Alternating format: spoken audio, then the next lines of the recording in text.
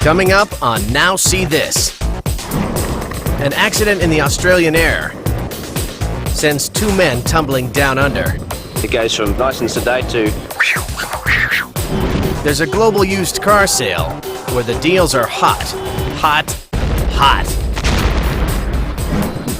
And when it comes to chasing storms, Going to get it! experience is no substitute for youthful enthusiasm. Tape it! Come on! Tape it, dude! The laws of man, the laws of nature, and the laws of gravity are all stretched to the limit. Think you've seen it all? Now see this. Fire and smoke choke the skies the morning after a massive catastrophic earthquake rocks Izmit, Turkey, killing thousands and trapping even more. At daybreak, the devastation comes to light. Fire rages, homes are flattened. The largest rescue effort in Turkey's history begins.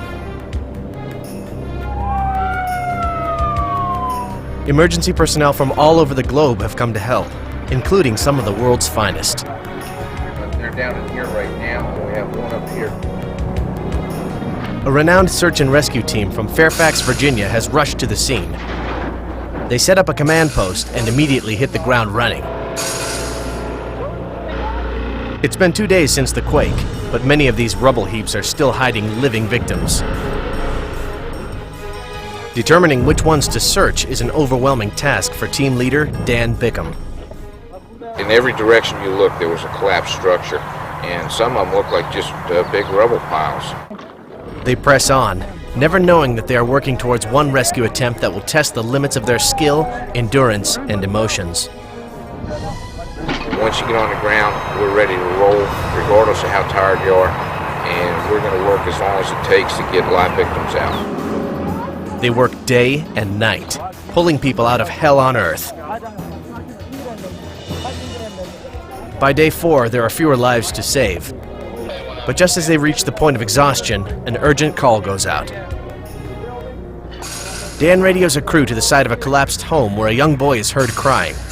Okay, we have a confirmed with the listening device victim. A relative had come over and said they thought they heard the noise underneath this slab. A distraught man tells rescuers his 8-year-old nephew, Emi Yazgi, is trapped somewhere in the rubble. Dan and his team scour the surface trying to pinpoint the kid's exact location.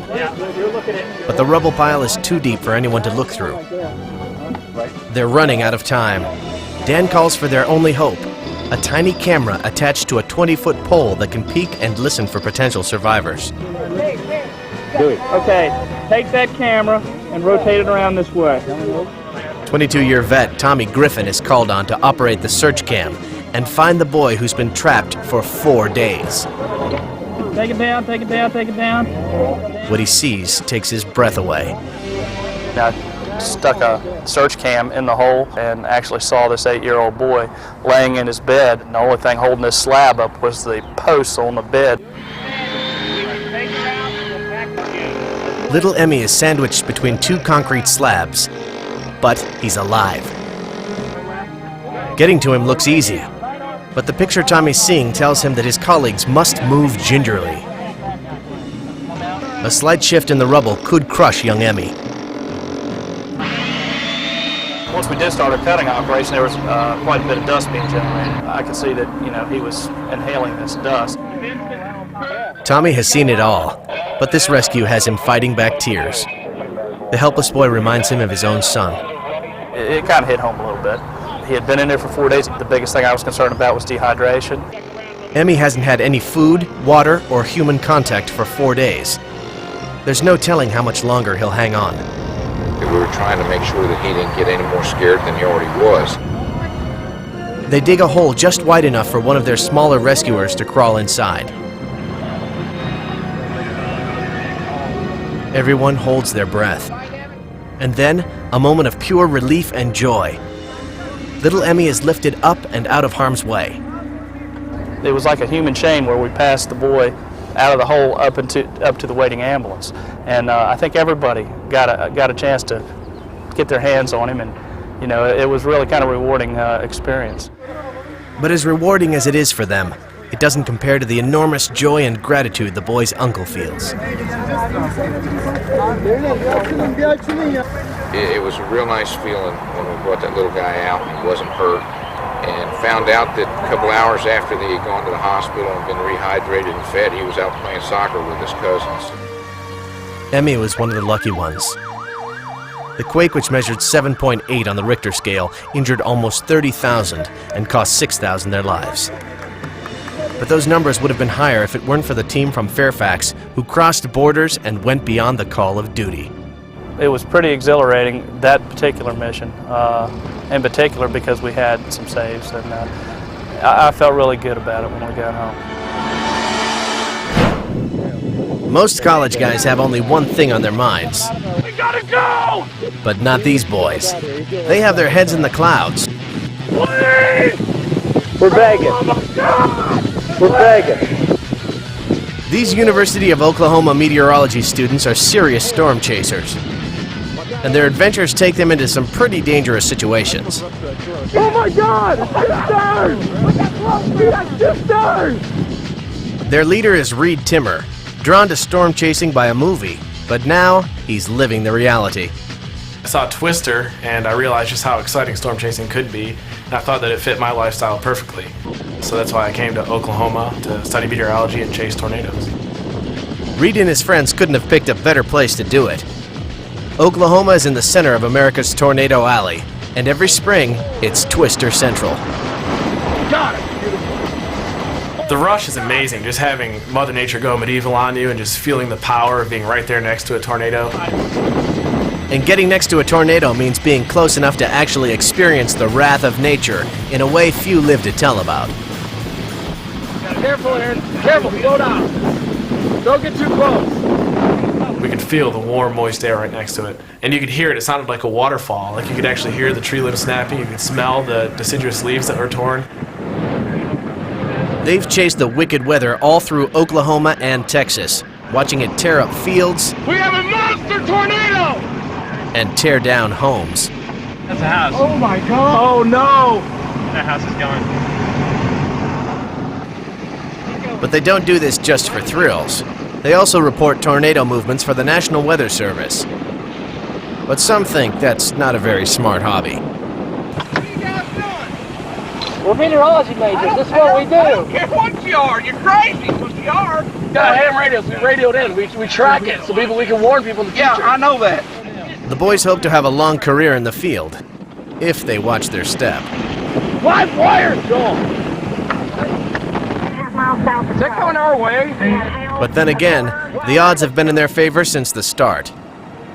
I could tell it was going to be a big day right at that moment. But I didn't think, of course, it'd produce an F5. Chasing their first storm as freshman meteorology students, they watch one of the century's most powerful tornadoes unfold right before their very eyes. It was a half-mile wide tornado at that time, but we didn't know exactly where it was. Then, as if it knows they're tracking it, the monster appears, only a few hundred yards away. We saw the tornado kind of heading in our general direction, and debris started raining down from the sky. Insulation, kitchen tiles, dust, tree limbs, and so obviously we realized we were in a little bit of danger. So we thought the best thing to do would be to abandon our vehicle and run underneath an overpass, which is also bad because the overpass acts as a wind tunnel. Their youthful enthusiasm gets them close enough to be touched by this juggernaut of weather. But also, it almost gets them killed.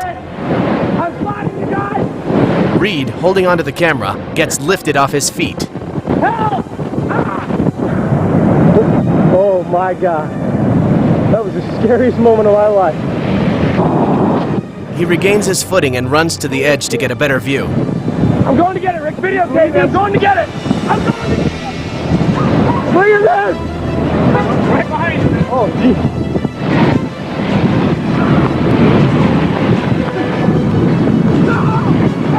geez. Still not satisfied, they chase after the massive tornado on foot. Tape it. Come on. Tape it, dude. Look at this. Listen to it. Listen to it roar. Listen to it. You can hear it. While you're devastating tornado emergency. You remember that guy? I've never seen that. My flag. This is no drill. I'll give you a drill. Yes. Reed and his friends are spared by the storm, but a nearby town is not so lucky. The savage tornado cut a swath through several Oklahoma communities, leveling whole neighborhoods. We traveled east into the community of Moore. We saw just houses leveled all the way off their foundations. We saw a semi-truck that was thrown through a building. It was just terrible. I can't put it into words. The tornado was classified as an F5, and with winds of 318 miles per hour, it was one of the most powerful storms ever recorded. But thanks to early warnings from these students and others like them, there was little loss of life. Watch out, Aaron. And as for these extreme meteorologists, one thing is clear. The only thing more twisted than the twisters is them.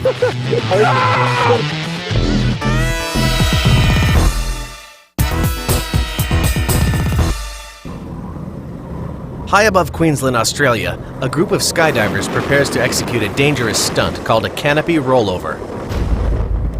Aerial cameraman Brett Higgins records the jumpers as they fall into a stack formation.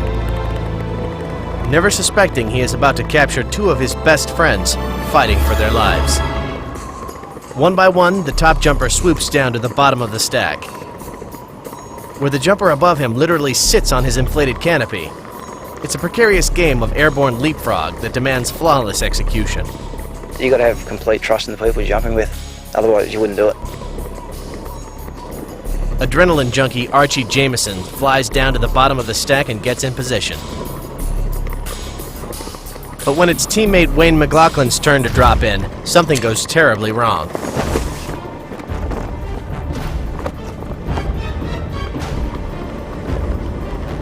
When he hit, his canopy hit Archie's brake lines and pretty much just collapsed his canopy.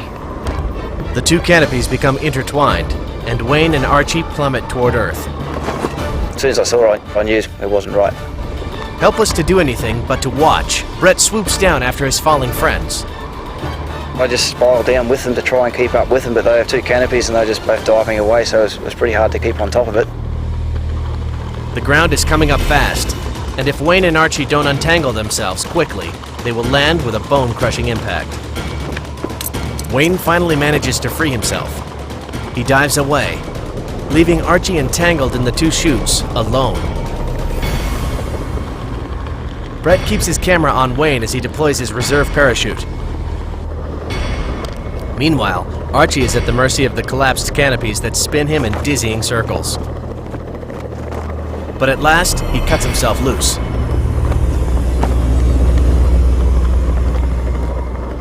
Archie joins Wayne as they parachute earthward, with just enough altitude left to land safely. It's a brush with death that two men will never forget. Archie Jameson says it all began with a malfunction of his parachute. It was a case of my parachute basically turning around and heading off in the other direction. For Wayne Higgins, the collision was a rude interruption of his joyride. It goes from nice and sedate, cruising around, to... As the two men fell, their experience from skydiving over 6,000 times each kicked in. We're basically trained to react to this rather than have to think about it too much. You've only got one thing on your mind. I've got to get out of here. Once Wayne made sure no cords were wrapped around his neck or limbs, he pulled his parachute's release handles. Archie calmly waited to see if one of the chutes would reopen, but neither did.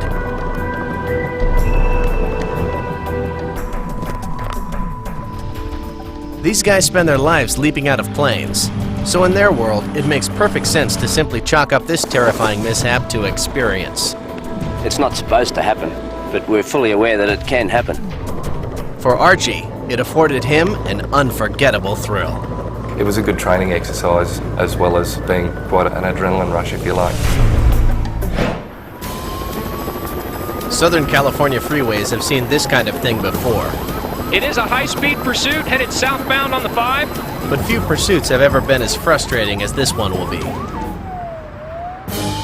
This agitated and irrational man is wanted for a hit-and-run accident. And from the way he's driving, His first hit may not be his last. He just missed that K-rail. The driver comes inches from splitting his car and himself right in half. Ground units back off, deciding to wait out the suspect. They have no idea what they're in for. An hour goes by before the driver finally exits the highway. Police don't want this interminable pursuit to go any further. When the driver finds himself on a dead-end road, officers see their chance. Cruiser is moving in. Suspect trying to squeeze by. Oh, he clips his bumper. A cruiser charges in just as the suspect completes his U-turn. The hit knocks out one of the cruiser's headlights. But the driver doesn't flinch. With a punch of the accelerator, the chase is back in full swing. Police have missed their only opportunity in more than an hour. The driver's next move is enough to drive the highway patrol crazy. He may be getting back on the northbound 5 freeway, and that's what he's doing, northbound 5. He's headed back the way he came. 80 minutes of open road stretched out before him. Police have little choice but to wait for another opening. With rush hour approaching, any mistakes they make now could cost innocent lives. Fortunately, it's the suspect who makes the mistake. And that SUV cuts him off. He's onto the dirt and skidding out now, and he's back on the freeway, skidding out of control. When an SUV tries pulling out of the suspect's way, the move forces him even deeper onto the shoulder. The suspect's tires hit loose dirt, and he can't recover. Police race in, determined to end the chase now. Oh, and the California Highway Patrol right there, trying to bring this to an end. It proves to be a tall order. And he's going to pit him right here in the fast lane of the northbound 5 freeway, and that's exactly what, and he's still going. He's on the gas, look at that. Very dangerous right now. I'm trying to see if there's any other traffic on the freeway, and there's not right now. And it looks like the suspect is hooked on the bumper of the cruiser, being pushed down the freeway, and now he's going to spin him out on the far shoulder. This could come to an end. Officers rush in, ready for a struggle with the driver. He reaches in there, grabs the suspect. That was incredible. But as they pull him from the car, they realize he's got no fight left in him. The combination of impacts ruined both his car and his escape plan. Watch the sequence again. It starts with a slam to the tailpipe that would knock most suspects out of commission. But this guy's unfazed. He's not stopping. The officer goes for the spin-out, a maneuver designed to kill the suspect's engine. But somehow the car stays alive, and again the suspect is on the move. Police frustration reaches its breaking point. When the second cruiser makes contact, he locks bumpers with the suspect, and he's not letting go. The suspect fights to correct the steering, but he doesn't have enough speed to pull away. Moments later, officers snap on the cuffs. Now that they're face to face with the suspect, they can see he seems to be high on amphetamines, explaining why he just wouldn't stop. Suspect is now in custody. Police don't get many chances to end a chase their way. Oh, he clips his bumper. And with this hopped-up hit-and-run suspect, missing a 2-second opportunity could have meant 2 more hours of pursuit. So when it came time to act, these patrolmen hit hard and hit fast. And made sure these hits weren't followed by any more run.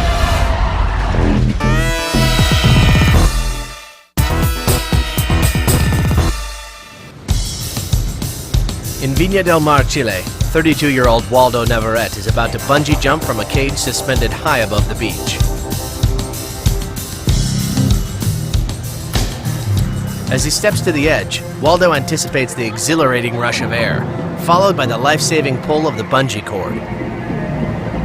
But when he finally takes the plunge, his worst fear becomes a terrifying reality.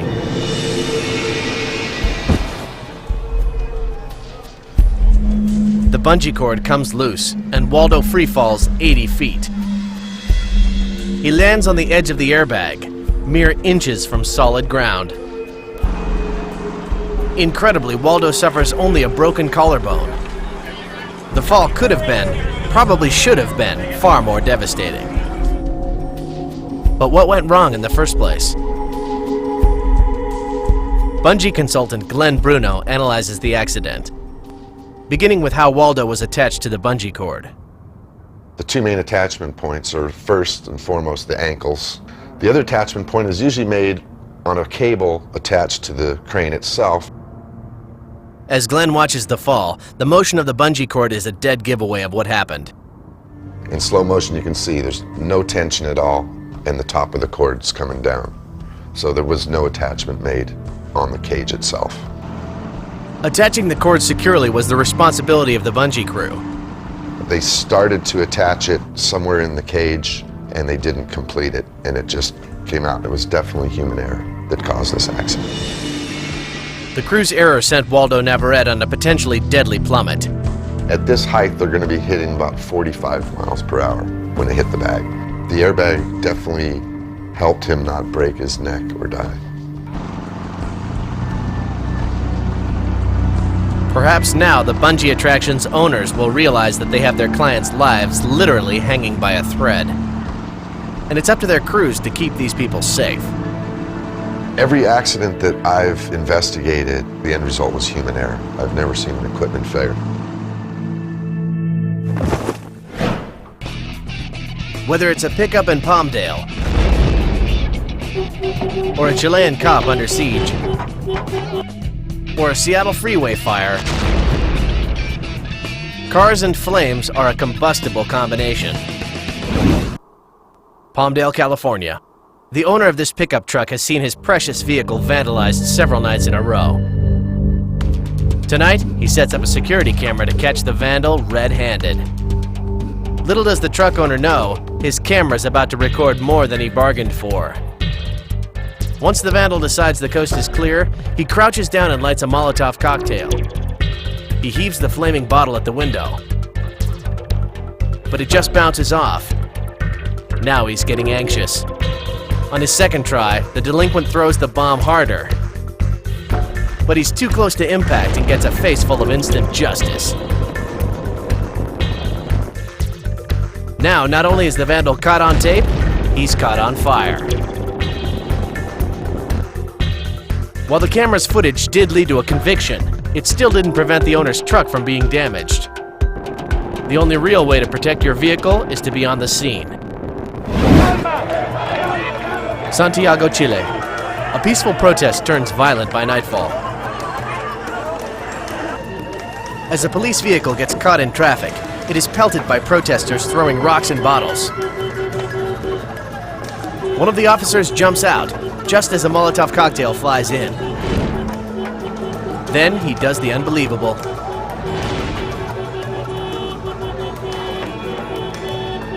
Like a comet, the Molotov cocktail streaks through the open window of the cab. It misses the officer by mere inches, but the truck's upholstery threatens to catch fire. Thinking fast, the officer grabs the burning bottle before it erupts and hurls it right back at the protester. The officer suffers a burned and bloody hand, but he knows they're minor injuries compared to what could have been. After all, it doesn't always take a bomb to turn a vehicle into a flaming coffin. Seattle, Washington. It's rush hour, and the highway looks even more like a war zone than usual. That's because 5 minutes ago, Sean Smith's car was rear-ended by another motorist. This woman, I just saw her coming, and it was just 1 second, bam. Now the two adjacent cars are exploding on the freeway. For Sean and the woman who hit him, it all began as a minor fender bender. But once they saw flames underneath one of their hoods, they knew they were in trouble. Flames are getting bigger and bigger, and I pretty much figured my car was toast. But toast is an understatement. By the time the flames are extinguished, Sean's car is nothing but a burned-out shell. If he'd been anywhere near the explosion, the results could have been far more tragic. I'm just thankful no one got hurt. And, you know, those are the things that can get replaced. Whether it's an accident or on purpose. Surviving a car fire is all about one thing: reaction. Sea Paradise in Yokohama, Japan is a popular field trip for children. The marine life there just loves to play.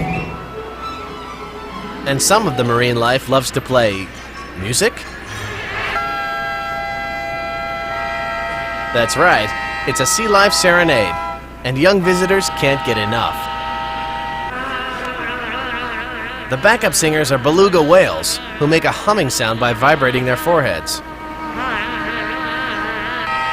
But the stars are the walruses, Moko and Pico, who've actually learned to play horns. Trainers say their behaviors are natural. The whales use their singing to communicate with each other. And while the walruses aren't born buglers, when they were found breathing through hoses in their tanks, switching them to horns was easy. The real trick was getting them to perform together. Shy at first, these musical mammals eventually warmed up to each other, and to the crowds who came to see them. Now they're a tight-knit group. Unless, of course, Moko's agent talks him into that solo project.